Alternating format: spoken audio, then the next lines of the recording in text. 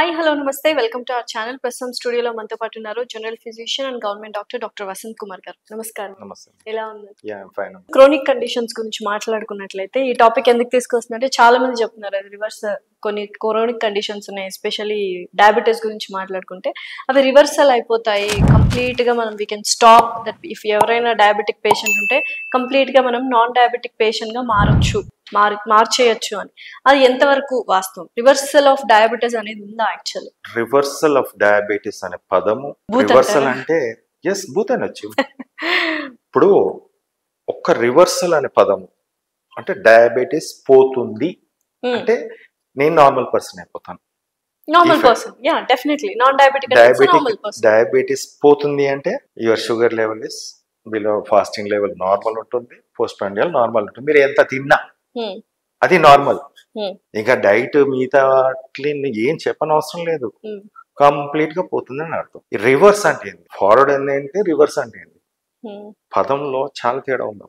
Reverse అంటే complete గా పోతుంది అనే ఉద్దేశంలో చాలా ప్రజల్లో ఉన్నారు. షుగర్ తగ్గుతుందని చెప్పు, పదం ఏంటంటే షుగర్ మేనేజ్ చేసుకోవచ్చు డైట్ తో, ఫైన్. కానీ పోతుంది, తగ్గుతుంది, తగ్గుద్ది అనే పదాలు ఏదైతే ఉన్నాయో it is hurting the people. It hurting the people with the life, their money and everything. ఇప్పుడు నేను ఫేస్బుక్ లో చూస్తే 20,000 అని చెప్పాడు, ఇంకొక అతని దగ్గర చూస్తే 30,000 అని చెప్పాడు. మూడు నెలలు డైట్ అన్నాడు, కానీ తగ్గట్లేదు కదా. అట్ ద ఎండ్ మళ్ళీ నేను తింటే మళ్ళీ పెరుగుతుంది. Then what should I do? అంటే మేనేజ్ చేసుకోవాలి. The statement is very wrong. Reversal అవుతుంది అనేది వెరీ రాంగ్. అంతే. It maintain the sugar level. మీరు తినండి, మీ షుగర్ అనేది ఈ లెవెల్లో మెయింటైన్. మరి ప్రీ డయాబెటిక్ వాళ్ళు అండ్ బార్డర్ లైన్ ఉన్న వాళ్ళు సంగతి ఏంటి?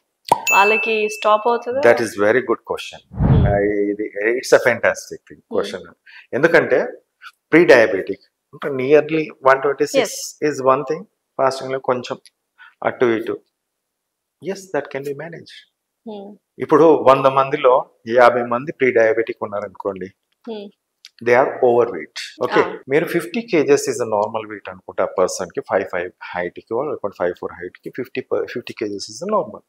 If it goes behind that one అంటే 80 kgs అయింది. ఒక్క వెయిట్ ద్వారా, ఓన్లీ వెయిట్ లాస్ వల్ల, విత్ మంచి ఎక్సర్సైజ్ చేయడం వల్ల ఆ 30 kgs పెరిగిన, అంటే 50 నుంచి 30 kgs ఏదైతే 80 అన్నానో ఆ 30 kgs ను తగ్గించుకుంటే your insulin resistance will come down. మీ బాడీలో 50 kgs కే మీకు 100% ఇన్సులిన్ ప్రొడ్యూస్ అవుతుంది.